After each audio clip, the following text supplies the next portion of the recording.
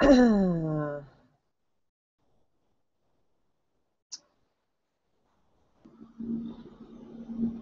everyone, we're just about to get started. Excited to present to you today about email marketing and building a killer email list. In fact, I'm going to put up my lower third. Let's see.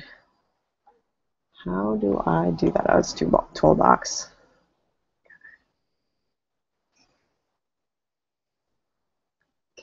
Okay.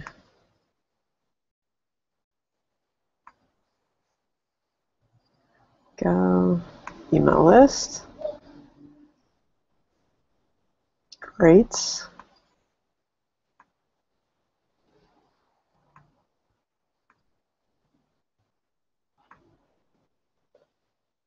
I'm going to enable the Q&A app. Okay. Cool. Let's see. Okay, so as I wait for people to jump in on board this Google Hangout, I just wanted to thank everybody for joining me during these sessions. We've done a few so far. I'm doing them as a part of my gig with as an expert guide to entrepreneurship for About.com. So we've done a whole bunch of different kinds of topics. So far, we've done monetizing your blog. That's in the archives. You can view that. Just go to entrepreneurs@about.com to check that out. And also we did build your brand, um, build your brand using social media. That was our last one, which was very interesting.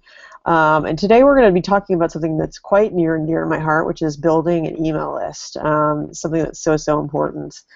And then in the future editions of this talk, we'll be doing Google Analytics, which is great for your business as well as writing a business plan, which is hard, but I find incredibly necessary for building a strong business. It's just making sure that you plan. In fact, that's what I was doing this morning. I forgot I was doing this Google Hangout.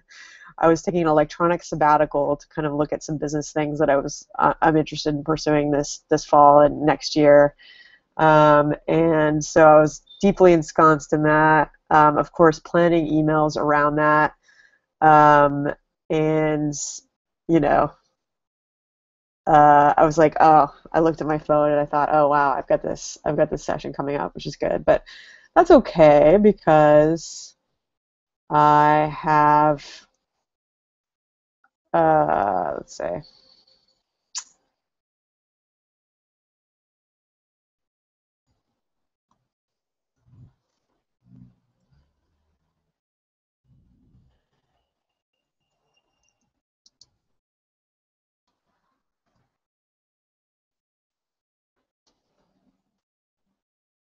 had some people jumping on.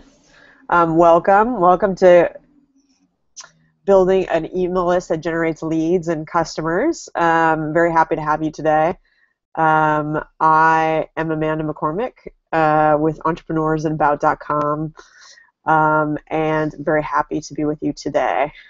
So let's jump in there.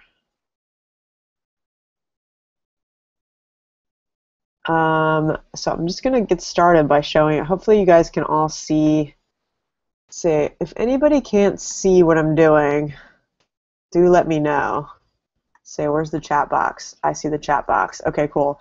So if you can't see me or you can't see the slides that I'm presenting to, just let me know.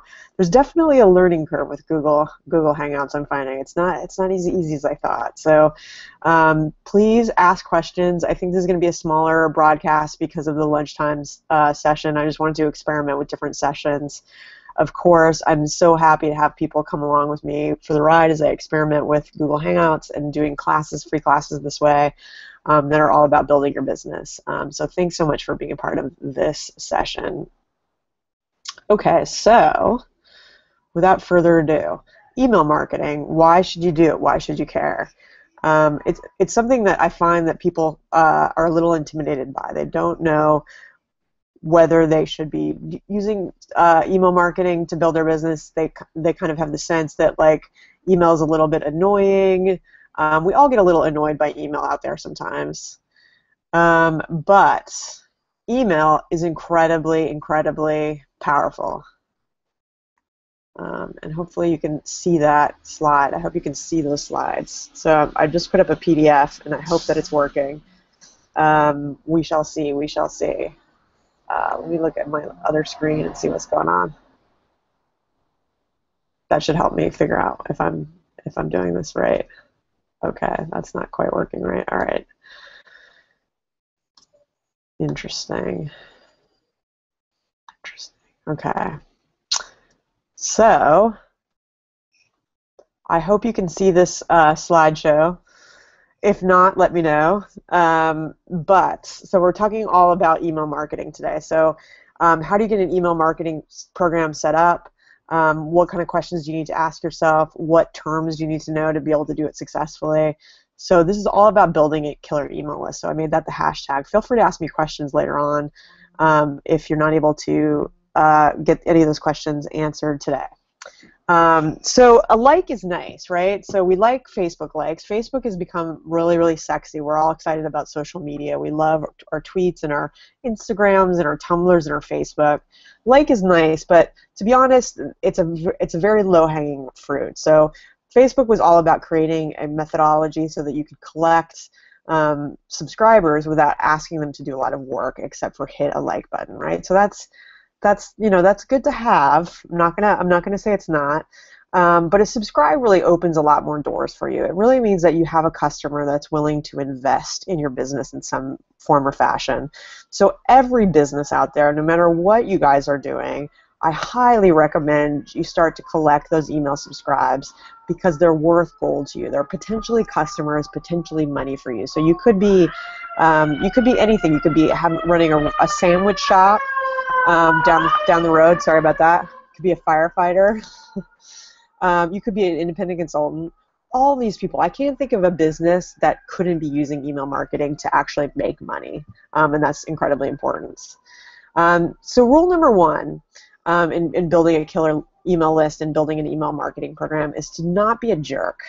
This is Steve Martin, love that guy, the kind of epitome of the jerk. But the first thing that we want to do to be able to cultivate a relationship with our customers that is high quality and will lead us to more revenue and more money is to not be a jerk, right?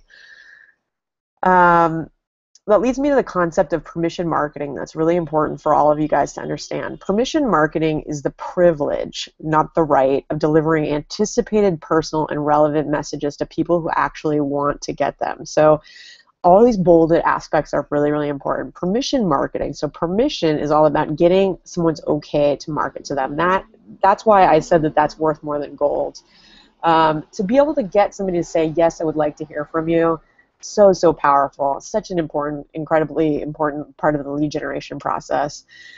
If you can get that from people, consider it a privilege, not a right. And honor that privilege by making sure that you're sending out to that customer stuff that is personal, relevant, and who's actually useful to their lives. So permission marketing recognizes the new power of the best consumers to ignore marketing. Our consumers are confronted with more marketing than ever before, especially with the proliferation of social media, and it realizes that treating people with respect is the best way to earn their attention. So those are concepts that I want you to really think about as you begin to build your email marketing program. Another aspect of not being a jerk is understanding what's called CAN spam. So this is a federal law that governs email messages, and it was designed to control the spread of spam. But what's interesting is I work with different kinds of clients out there is how many people don't realize that they are inadvertently spammers in some form or fashion. So understand the law, first of all, but understand also the finer points of how you can not be a jerk and not over-communicate and not act like a spammer or a criminal. So these are the finer points of the CAN spam law. They're kind of, even though we're not spammers, obviously we're all good people, they're very instructive in terms of what we should be doing to behave well. First of all, you don't want to use false or misleading header information. So what that means is disguising your email address or your name, creating a fake name. I see this all the time. Some weird string of numbers and letters. That's going to be the kind of worst kind of spammer, but they're going to put like Artie Shaw as the name just to kind of disguise who they are. Don't use deceptive subject lines. So this is an interesting this is an interesting point. Okay, so this is technically illegal. This is there was actually a case litigated around I think it was some kind of company out there in the Midwest who used subject lines that were like, "Hey, what's up, buddy?" You know, making it seem like it was a personal message, and it was considered deceptive, and they got into some hot water for that. It's walking a fine line, because if I could show you some of the subject lines that worked really well for the Obama campaign, you would find that many of them are like this. They're like, "Hey, what's up?" You know, they were sort of meant to kind of fly under the radar and have people not really understand that they were fundraising solicitations. So fine line. You know, we could really talk about the politics involved in that for quite a bit. But in generally speaking, it's in your interest to create subject lines that are straightforward, tell the user what they're getting. Users really appreciate that. You should identify the message as an ad or some marketing material, so don't be deceptive about that. Don't pretend to be a personal message. Within the email, you need to tell the recipients where you're located. So by law, you need to include your address information in the email itself, which can be, for if anybody out here who's a micro business, a very small business, that can be kind of a tricky thing. Like I'm going to speak for myself. I'm a solopreneur, so my address, I don't have a business address. I work from home. So I technically do need to include my address information in the email that I send out. So that's a little, you know, that's something that can be a little sketchy for people, and they're not really sure what to do. So I tell people to protect their privacy, basically, but to, you know, include enough information so that people know that they're a real person. You need to tell recipients how to opt out. So there's something called an instant remove or safe remove that most reputable email marketing companies include now, which is just you click a link and then, you know, you're instantly unsubscribed from the list, which is really what you want to do. You're going to see a whole variety of things though in your inbox. Sometimes a company will tell you have to email them back with unsubscribe in the subject line. You just have to email them in some form or fashion, but that is not as preferable as just having an instant remove. Honor opt-out requests promptly, so that's, again, you want to make sure that they go off the list as soon as they ask you. So that's, again, why the instant and automated unsubscribes are the way to go. And monitor what others are doing on your behalf. And generally speaking, I'm not going to advise you to work with third parties on email blasts, because it's very difficult to know what other people are doing with your lists. So I would consider, again, we're talking permission marketing, so consider your lists sacred and keep them sacred. So keep them away from others. So here are some things that should be on CAN-SPAM, the federal law, but that aren't. These are things that really annoy me. Don't over-communicate. So you're figuring out how often you want to communicate with your list to build your list is going to be very much an art form, and it's very individual to each business and each kind of communication. But find that sweet spot. So think about how often you think your customers really want to hear from you. Consulting business, it might be just quarterly. If you have some other type of business, like if you're running a blog or a publication, you might want to have something coming out every day. Just make sure that you're sending out interesting information and that people want to get it, right? So don't waste your audience's time. So again, it's a privilege to have their time. So make sure that you can give them something that's worth that time. Don't be purely promotional. So I'll show you a lot of great stuff out there in the email marketing space that is not purely promotional. It's very valuable. It gives them valuable content. And also, don't be coy. So tell people what you want them to do. So if you want them to discover a new piece of content, let them know about that. If it's a promotion, let them know about that. Don't beat around the bush. Okay, so we've talked about how not to be a jerk, but we really now want to get to the courting phase. So it's a little bit like dating, right? So at this point, you know not to be a jerk, not to over-communicate, not to send spam.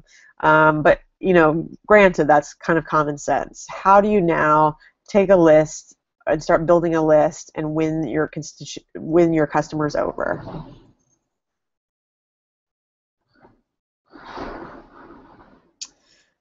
The first way is to leverage sign-up forms on your website. So that's an important thing. It sort of seems obvious, but many people overlook it.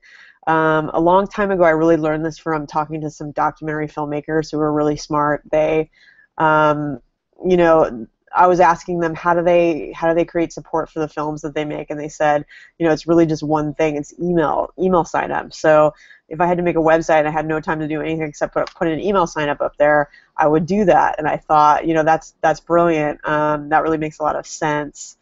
Email signups are everything, essentially. So if you can leverage your email sign-up forms in an interesting way, it's all the better for you. So on the upper left here is a site called Social Triggers, which is a great site to look at in terms of what can be done with email marketing in a very clever way. And so what he does with his email sign-up forms is present a question and a challenge. Do you know what makes people tick online? If not, now's the time to learn how to use psychology to turn random traffic into loyal subscribers, persuade people to buy your products, encourage people to share your content and website. It says just enter your email below and click get updates. So it's already telling me all the value that I'm going to get out of the subscription. So that's really powerful. And then on the right, this is another newsletter that I would encourage everyone to subscribe to because it's so high quality and it's really not about just promoting stuff. But Tasting Table is the free daily email for adventurous eaters everywhere. Hungry? Sign up. So it tells you can join free. You just click on that button, and it's already giving me a sense of the benefits that I'm going to be receiving by signing up. So these are great lessons in how, no matter what your kind of business you're in, try to give people a taste of what they can expect from you, and what kind of benefits they're going to get from signing up to your email newsletter. An even better way to do that is to incentivize sign-up. So give people something that they can actually get out of subscribing to your email newsletter. This is incredibly powerful. I've experimented with this myself. It's most powerful of all when you do it in advance of a launch. So you can really just set an arbitrary date and say, okay, my book is coming out here on October 15th. People who sign up now get the free first chapter, and they're the only people who get that. People love exclusivity. They love getting something nobody else can have. So this stuff just moves like hotcakes. It really grows you a list super fast. So if your main concern is right now, Amanda, how do I build a list? This is really what you do. I cannot stress it strongly enough. Figure out something that you can give away exclusively to that list and block it off from everybody else, and then you're going to see those signups roll in. So access to something no one else gets, a chance to win, a free video, a free class, maybe some free time with you in your consulting business. But ebooks, in many ways, I think are the easiest thing to do, although they do take a little time to put together. Ebooks is something that I've played with a lot, where I do, like I will collect a bunch of blog posts that I've done, I put them into a program like Keynote or PowerPoint and generate a PDF, and then that's an ebook. So you can give that away for free to just your email subscribers. So very, very powerful way to build subscriptions really, really quickly. You're going to want to produce your email, so I will talk about that a little bit later in more depth about the MailChimp platform, but basically what we use nowadays is an HTML template maker. Usually we use an email service provider such as MailChimp, iContact, Constant Contact, Vertical Response. These are all email service providers. They allow us, the mere mortals, to go in and create an HTML email, which is to say an email that's designed, that's photographs, and it has a structure. It looks and functions much like a web page, but it's deliverable via email. So we go to those service providers so that they can allow us to do that without being coders, which is really great. So I just go to my MailChimp. I use a drag and drop template builder. It's kind of in and out really quickly, and it's a very quick way to make a really nice looking email. Usually nowadays you continue to provide a text version with your HTML version of your email, just because some people don't want an HTML email, or some people can only see text for some reason. It's becoming less and less frequent, but it's something that we still do. And then something that a lot of the new email providers are offering is something called RSS to email, which means that if you have a blog, you can pull an RSS feed off of that, put it right into the system that you're using, like a MailChimp, and then MailChimp will automatically generate a new email and send to your list every time you publish a blog post. So I really love that. I love anything that cuts down the amount of work that you have to do as a marketer. So if you are really into blogging, I would definitely encourage you to investigate solutions like that. So let's talk about the content of an email blast that you put together. It's basically really, really simple. There's only 3 elements that you need to really be concerned with at the end of the day. The subject line, and the reason the subject line is so important is because it's the thing that gets people to open your email. The body text inside, or the offer text that you're going to craft for a particular sales message, and then the call to action. So what do you want people to do after reading the email? It's a good idea to have all these things in mind, and you'd be surprised at how often people don't really know what they want people to do with an email blast. They just kind of get in the habit of sending them. But all these things are really important for you to plan out before you send out an email newsletter. Here are some interesting words that you should avoid when crafting an email subject line. And the reason why is spam filters. So spam filters pick up spammy messages and keep them out of people's inboxes. So deliverability is something that we really have to be concerned with when we're crafting an email marketing program. How do we make sure that that email gets through to the end user? And one thing we don't want it to happen is for it to be swept up into a spam filter. So these are words that sort of trigger spam filters. That's what I believe this is a study by MailChimp found out. So free, reminder, help, % off, salesy language, and exclamation marks are all things that are kind of turn-offs as far as spam filters and also to users.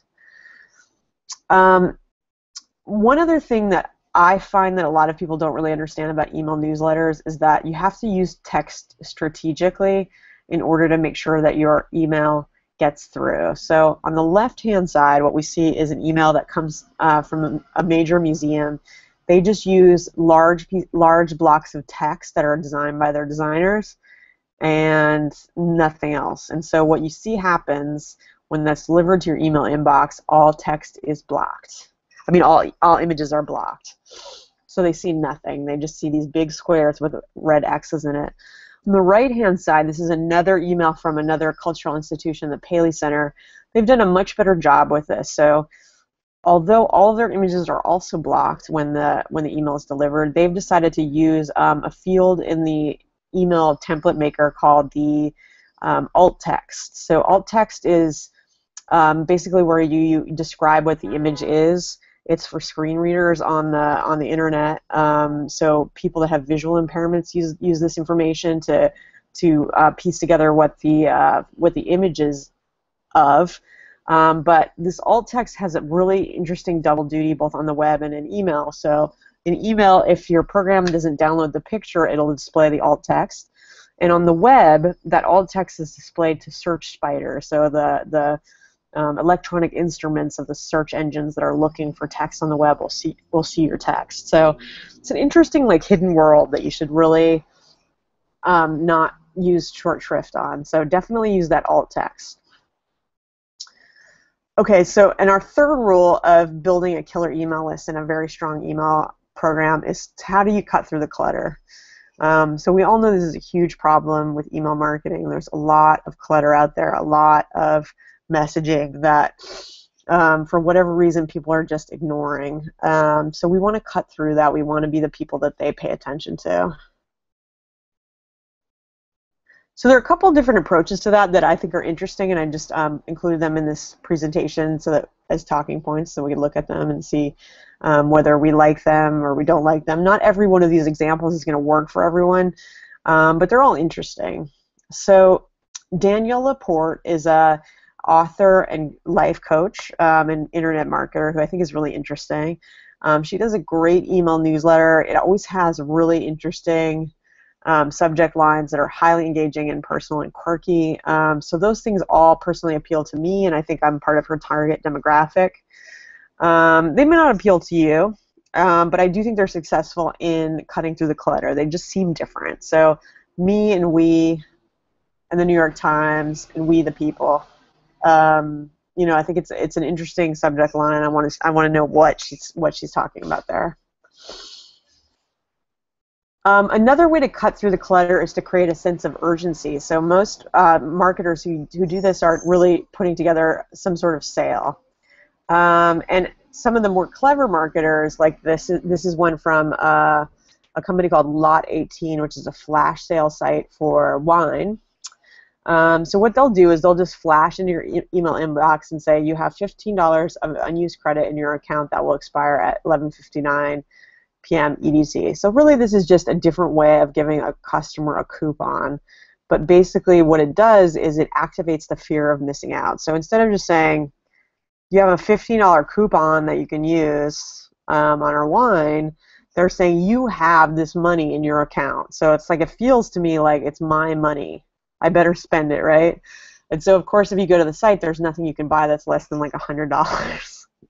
But still, it makes me feel like it's my money and I'll lose it if I don't go spend that money. So that's a great way of creating urgency. Another way of cutting through the clutter is just simply becoming the most authoritative voice on a particular subject matter. So that's a great thing for consultants to think about doing and other kinds of businesses. Here's an example.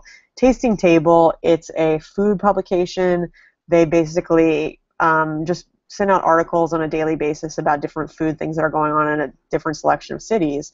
But instead of just advertising stuff or like working with partners, they decided to make this really authoritative and not make it really an editorial product so that people would trust it. And so in order to do that, they hired a bunch of different editors from Gourmet Magazine and like Real magazines to write this content for us. And the result is that they have a very high quality publication that I look forward to reading. I know it's not about selling me, it's really about presenting information that I really can trust. So that's a great, very instructive lesson in how to create content that really inspires people.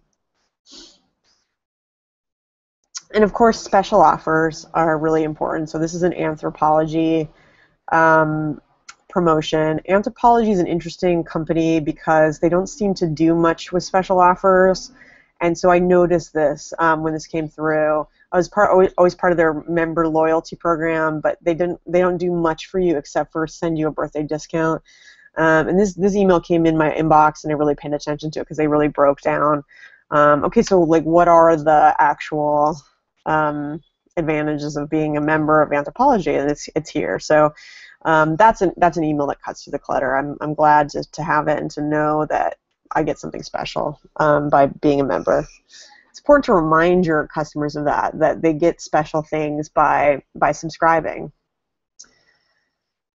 So once you have that email marketing program in place, you're building a list and you're trying to cultivate a way of cutting through the clutter, you're going to want to look at your performance because that's the best way to gauge how you're doing and how to improve that. So what's great about email marketing is it's very measurable. There are a lot of ways we can look at how we're doing. Those include open rate, so the number of people that open your email, that's something you can see right away. Bounce rate, so how many of your emails are never getting delivered at all. Conversion rate is something that you can, it's a metric that you can apply to your email newsletters if you are set up to do that. So conversion rate just basically means how many people opened your email and then bought something. And unsubscribe. So all of these things are like little tea leaves that you can look at and really learn a lot. So first of all, open rate. This really surprises people, but it's generally industry-wide. It's very small. So it's usually, I would say, in the average range of about 20% of your list will probably open any given email. There are lists and organizations that will perform better than that if they cultivate a very strong list. But generally speaking, open rate's not going to be a huge one. Bounce rate, when you see a high bounce rate, it means your list isn't very clean. It means that there's a lot of emails that are like no longer valid, that you can't deliver the emails to. So when there's a high bounce rate, that's the time you want to what's called clean your list. So a lot of times your email service provider will have a little doodad inside the system that'll allow you to clean the list and scrub bounces. So you delete the bounce emails, the ones that aren't really working for you. Conversion rate, really important because obviously it's all about the money that you make. So you really do want to track that. You want to see how many people are actually buying after they look at this email that I've sent them. And unsubscribes. So there are two ways of looking at unsubscribes. One is negative, and that's that people are not liking the message that they're getting from you.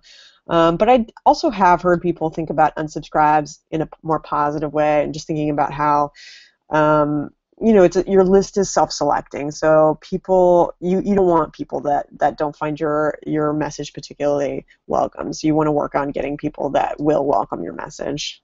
So two different ways of looking at it. If you do get a lot of unsubscribes for a particular message, you might want to think about, is this working? Do I want to change the way I'm communicating with them? But if you've kind of taken on board everything else we've discussed in this session, you really can stand behind your messaging, and you really want to create something that's valuable to your user. So take that unsubscribe rate and put it into perspective about the way you want to strategize around your list. So building that killer email list starts out by really understanding who your audience is and what they want, what they will value. So it's like any other kind of marketing. How can I deliver something valuable to this audience that they will come back to me again and again for? Number two, you want to figure out how to offer incentives. So do more than just, I want you to deploy email sign-up lists on your website, but figure out ways to offer incentives to that audience to give you their email address. So can you give them a free ebook, a discount, advanced access to something? All those things are really important. Once you have those emails, then continuously deliver value. Bring them interesting content that they can use. And then finally, make sure that you're monitoring your progress. Make sure you've got clean copy, good subject lines, and monitor that performance over time. So, any questions so far? Let me see if I've got anybody in the Q&A. All right. Oh no! Renee, I'm so sorry you can't see it. Oh no. Let's see. Yeah, I'll send this to you. That is rough. Too bad. I didn't see. Bummer. Okay. I need to go back to Google Hangout School. All right. That sucks. I guess you saw me the whole time. Okay. I'm going to try to screen share with you something else, MailChimp. Just give you a little tour of that. Okay. All right. So Renee, can you tell me if you can see that Send Better email? Either in the chat box or the Q&A box.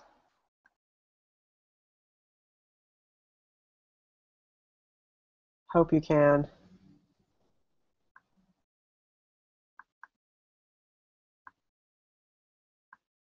Okay. I just wanted to show you guys MailChimp because it is a system that's free. It does a great job. It's really good for very small businesses. So this is MailChimp. You basically go to MailChimp. You can build a list of up to 2,000. Oh no. Okay, cool. So you can see this. I assume the Yaz is that you can see the MailChimp thing. That's good. Okay.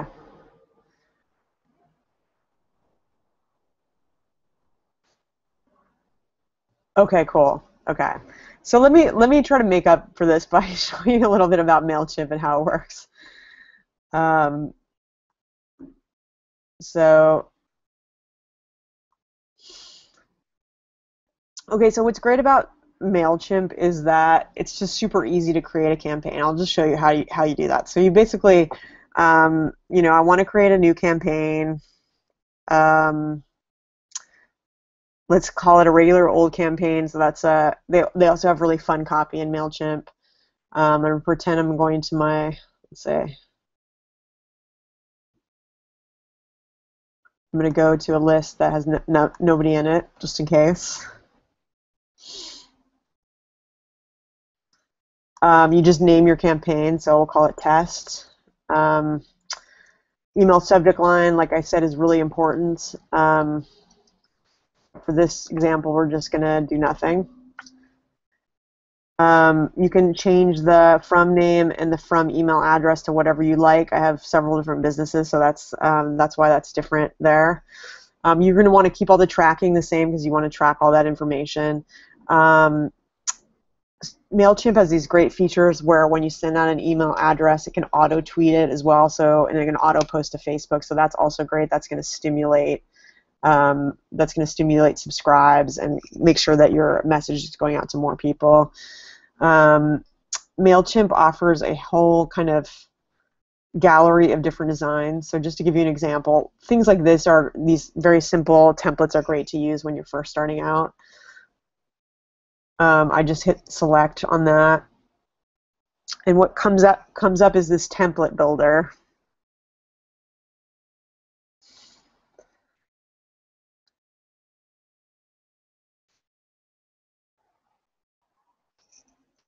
So the easiest thing to do here when you're just getting started out and you haven't really sent any emails yet is just to create a very simple banner. So often myself, I'll just put a photograph in there. I also have Photoshop, so I could potentially create a little logo or some sort of overlay. And then the rest of it is just customizing this material. So maybe you change the font so they look a little more like your website, or change the color so they match your branding. All those things are very, very easy to do without having to have any coding knowledge. And then on the right-hand side, you have all these different design options. So you can add in social media follow buttons if you'd like. There's just all kinds of different opportunities here. You can change all the text. So that's as easy as it gets. So you would go through that process, design all that, write your email. And then you just, you look at this material, you double check it, and mine doesn't cut the mustard, and you can see it doesn't because it doesn't, I don't have a list to send it to. But assuming everything's copacetic, you can just go ahead and send that email campaign. And so, show you something else. And then what's also great is MailChimp allows you to create a lot of different lists. So just to give you an example, so I've created kind of different initiatives for different business opportunities that I have running. So like I mentioned before, I had a free ebook that I created to stimulate signups to a particular site that I was building. I set that up on a web page and collected email addresses. There's nothing in there now because I merged it with another list. But I think I got something like 100 signups from that. So that was good. But basically anything you want to do, anything you want to kind of slice and dice. So if you were a blogger and you had a particular subject area that you did a kind of niche topics in, so if you did, beauty and makeup and hair, you could create different lists so that those interested parties could subscribe to only one of those and just get posts about hair, or just get your content about hair if they wanted to. So that's all possible via the email platform MailChimp and their list section. So create different lists, create different segments of lists. These are all ways of creating better content for your users, more exciting content for your users. And let's see. Like I said, reports is another thing that you really want to look at. So here's the reports dashboard in MailChimp. It just kind of shows you the different emails I've sent and their kind of open rate. I'm getting good open rates because my lists are very, very small at this point. So I'm getting kind of 50% or 40% open rates and up. So that's pretty good. I'm happy about that. But, I've sort of fallen off in the amount of emails that I've sent, so I need to start to do that a lot more again. And that's kind of MailChimp. There's a lot of different interesting features you can use with MailChimp that I'm not necessarily going to deeply dive into, but they have really good support documentation, which I love. and it really helps me to make the most of this program. So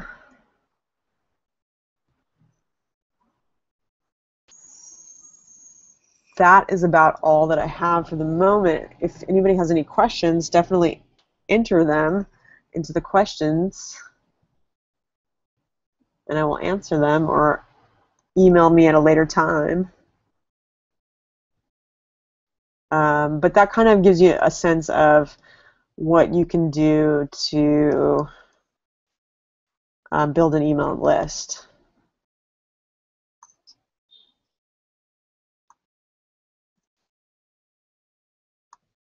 I'm putting my, sadly, unshared PDF into the sharing window. So this is kind of what we were talking through earlier.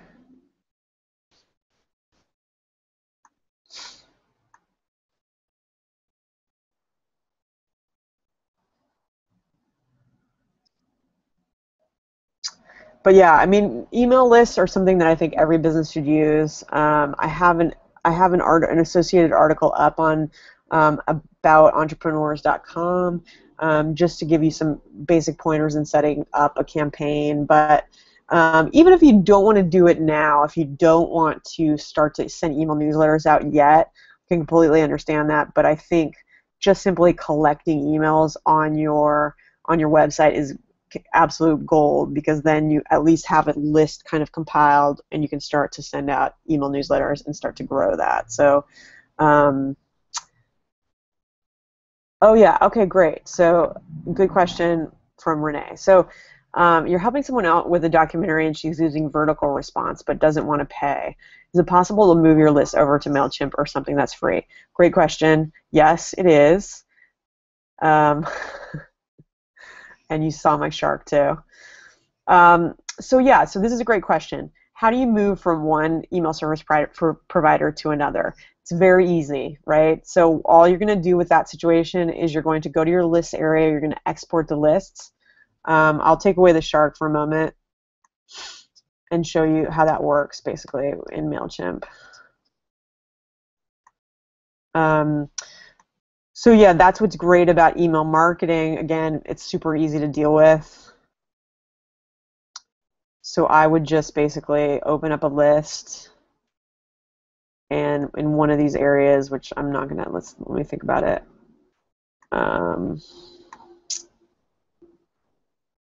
Export list. Okay, yeah. So there's a big button here on any given list.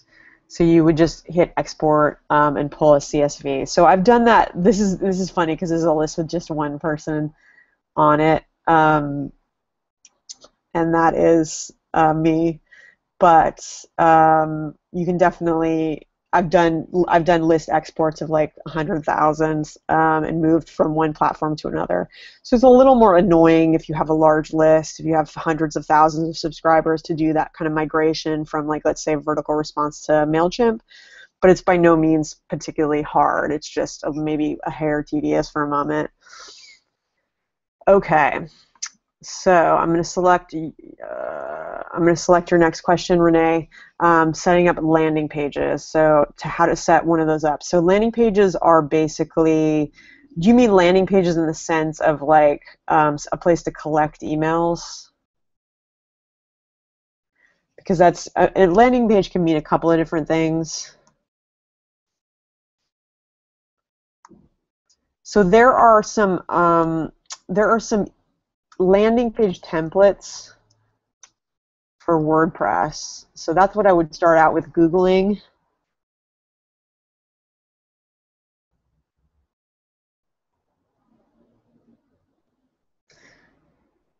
Like this is a plugin for WordPress, the world's easiest way to create landing pages for WordPress.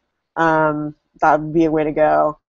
I created something recently for a project called The Feminist Parent, and this is just a single-page website. As you can see, just enter your email address to subscribe. I made this without like a plugin or anything. It's just a normal website where I didn't include any navigation, so that there was no way to go to any other page except for this page. So that's kind of how I approached the concept of a landing page. But I've seen some really good templates out there for creating these. I think the key issue with landing pages is you're creating something called the sales funnel or a funnel where you want people to do a single thing, which is to subscribe. So that's something to look at and test. I mentioned social triggers.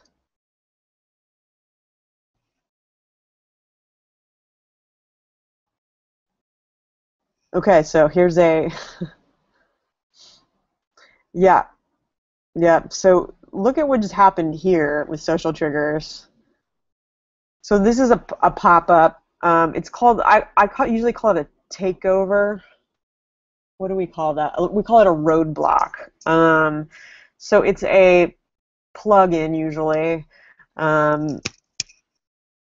It's a plugin usually that you use to take over people's ability to do anything else. So with this one, I can either choose no thanks, I don't like secrets, or reveal the secret now. So let's reveal the secret. And so the secret is that you have to put your email address in there. And this is super annoying. This one is super annoying. But you know what? I think that with social triggers, this is probably something they tested a lot. And what's interesting and something that I find a lot in marketing is the things that we think are the most annoying probably tested really well. In other words, there's probably a reason why they're using it. So if you're making a decision about whether or not to add one of those things, first of all, it's something you might want to test. You might want to try seeing like a week where we're using that takeover thing and a week when we're not. Which is the biggest number of signups, and I'm sure it'll be the one where you have the takeover thing happening. It's a tough call. I mean, it's a question of what you think your users will tolerate and enjoy. They probably won't enjoy it. So it's a question to ask yourself about priorities as well. So is it a thing where you would rather have more subscribers, or would you like to have more satisfaction to your existing fans? So that's the question there. Coming back on. So they are annoying. They're very effective. They're definitely going to create fewer options for people, which I think is really important in terms of getting email signups. So I would definitely recommend them on that level. But there are a lot of people that do email signups without having to do those takeovers. Like, let me show you. Go back to the screen share. Can't believe my PDF didn't work. So I like to look at like a lot of internet marketers for inspiration because they generally do these things really well. Oh, this has a takeover. So this has a roadblock. So I was wrong. But yeah, so you have to put your name and email in there, or you can zero it out. So probably sometimes she's using that when she wants to use a really big push. Otherwise, you have this giant arrow that's pointing to where you sign up with your email. So that's a design way of solving that issue. So I hope that answers that question.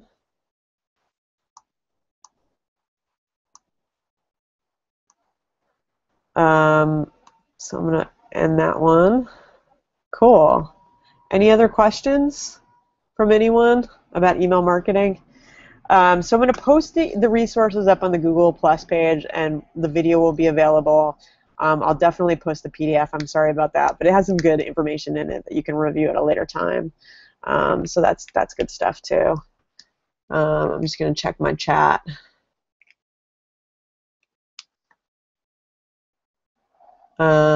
So thanks so much for joining us, guys, and I hope to see you again at Google Analytics and in writing a business plan. It's been great to have you today.